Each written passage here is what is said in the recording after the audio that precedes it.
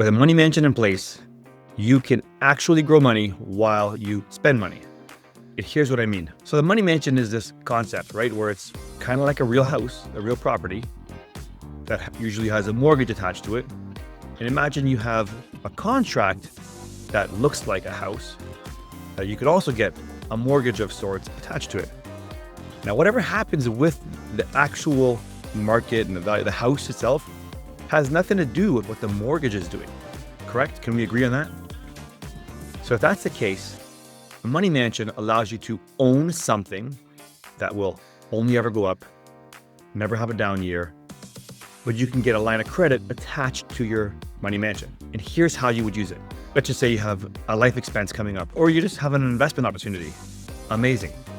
Whenever opportunity finds you, or whenever the need finds you, you don't have to fire sale, sell your house off to afford to do what you want to do or take advantage of an opportunity. What you can do instead is you just use the line of credit facility attached to the asset, and you spend someone else's money while your money sits in an asset that will guaranteed only ever go up. People have a real hard time understanding how this works or why this works. I was walking my dog listening to a podcast, and there was a guy talking kind of along the lines of what I'm saying, using ultimately a dividend paying whole life insurance policy to build a money mansion, and then you access a loan line of credit attached to it to go and spend.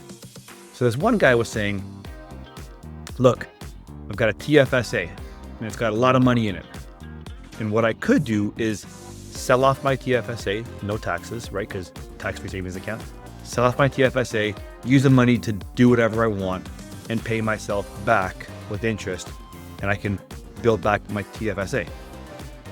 As opposed to what guys like me are saying, which is don't do that. Instead, leave your money in the asset. You would borrow money against the value of that asset and pay back interest. He's saying, why would I do it this way? If I'm paying back interest, why wouldn't I pay myself back as opposed to paying someone else back? And the issue became he couldn't understand why selling off your TFSA stops the growth of that TFSA. Like if you're going to actually liquidate your TFSA, it's gone. There's no more asset that you own that is going to increase in value. And all you did was liquidate it to create an interest payment each month. But over here, what I'm saying on the money mansion side, your money does not stop growing. It is uninterrupted. That is the point. It does that. And you borrow someone else's money to pay back the same way. But the whole time, your asset never stopped growing. You didn't sell anything. It's continuing to grow.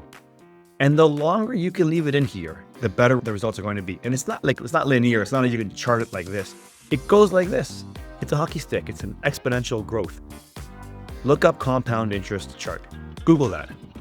Ask AI to show you what the results can look like. Compounding is the greatest force at our disposal, and we don't use it because we think simple. We think I save, I spend, I withdraw. And that is why that kind of thought process is going to trap the middle class and the middle class forever. I can have another video on why the middle class is disappearing, but middle class will stay this way forever. He's not going to get ahead because he's refusing to see the possibility of just doing something different, something that's different from what our parents shared with us, something that's different than what the big banks tell us to do. And as a result, he's going to miss an amazing opportunity. It's right in front of him. He has the ability to understand the concept, but doesn't. You have the exact same choice right now.